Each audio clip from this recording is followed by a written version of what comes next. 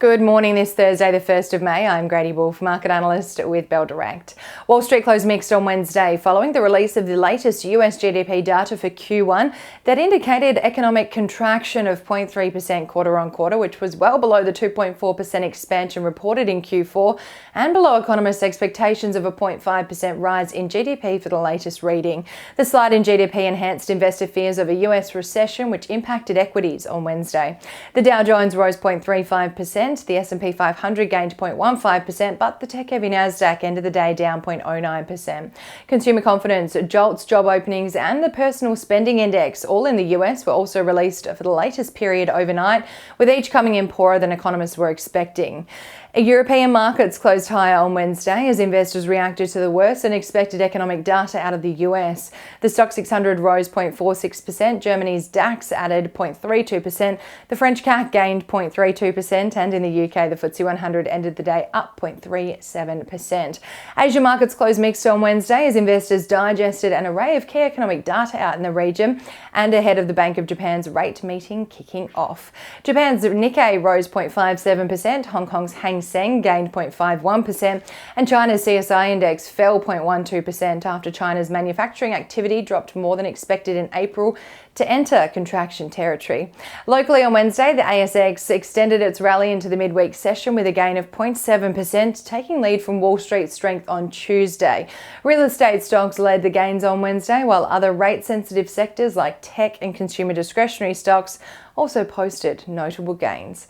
Australia's latest inflation reading for the March quarter was released yesterday, with the quarterly inflation rising 0.9%, while the annual rate remained at 2.4%. Trimmed mean inflation fell to 2.8% in the quarter, which is now back within the RBA's target 2 to 3% range. Markets were expecting a 62% chance of a rate cut to be announced by the RBA at the next meeting in May, and that was just before the reading came out. Gold producer Northern Star Resources extended its sell-off yesterday after the gold giant lowered its output guidance for FY25, while Ora Banda also tumbled over 6% after also lowering full-year production guidance. Ahead of Thursday's trading session here in Australia, the SPI futures are anticipating the ASX will open the new trading session and the first of the new month down 0.34% following Wall Street's turbulence overnight.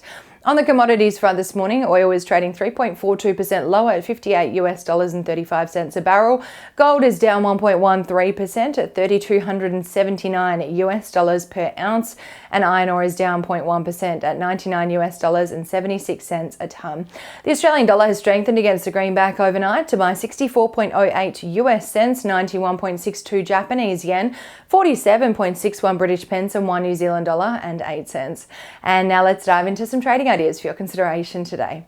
Bell Potter has downgraded the rating on Regis Resources from a buy to a hold and have raised a 12-month price target to $4.57 on the gold producer following the release of the company's March quarter report, which beat Bell Potter expectations on production and costs. The downgrade to a hold is simply due to recent share price appreciation. And Trading Central has identified a bullish signal on Auto Sports Group following the formation of a pattern over a period of 97 days, which is roughly the same amount of time the share price may rise from the close of $1.94 to the range of $2.11 to $2.17, according to standard principles of technical analysis. And that's all for this Thursday morning. Happy new month, happy Thursday, and I hope you have a wonderful day. As always, happy investing.